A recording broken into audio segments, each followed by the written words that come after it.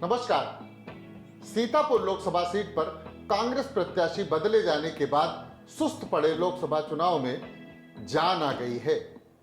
नकुल दुबे की उम्मीदवारी को लेकर जो अंतर विरोध शुरू हुआ था, उसमें बगावती सुर तेज होने लगे थे, लेकिन पूर्व विधायक राकेश राठौर की उम्मीदवारी घोषित होने के बाद न सिर्फ विरोध के स्वर खत्म हो गए हैं, बल्कि बेजान चुनाव में भी जान आ गई है।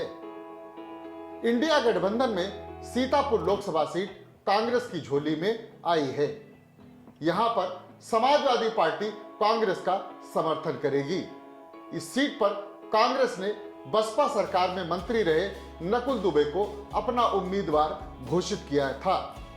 उनके नाम की घोषणा के साथ ही पार्टी फोरम के भीतर और बाहर उनके नाम का प्रबल विरोध शुरू हो गया था।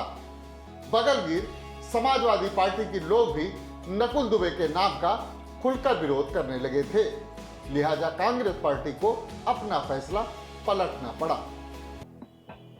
अपने बेबाक बयानों को लेकर हमेशा चर्चा में रहने वाले राकेश राठौर पर अब कांग्रेस पार्टी ने भरोसा जताया है। राकेश राठौर की उम्मीदवारी तय होने के बाद मृत प्राय कांग्रेस में जान आ गई है। सुषुप्त कार्यकर्ता सक्रिय होने लगे हैं और भाजपा के खिलाफ माहौल बनाने में जुट गए हैं।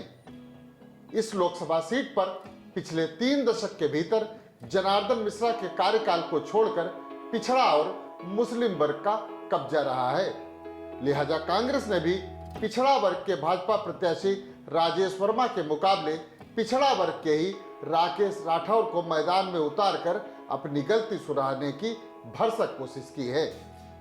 अब वो भाजपा को उसके ही धाव से चित्त करने की कोशिश कर रही है, क्योंकि वर्ष 2017 के विधानसभा चुनाव में राकेश राठौर ने भाजपा के टिकट पर चुनाव लड़कर विधानसभा में सीतापुर सीट की नुमाइंदगी तय की थी।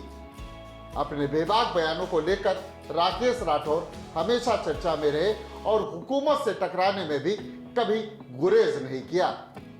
आखिरकार ये बेमेल गठबंधन ज्यादा दिन नहीं चला और वर्ष 2022 के विधानसभा चुनाव में भाजपा और राकेश राठौर दोनों के ही रास्ते जुदा हो गए।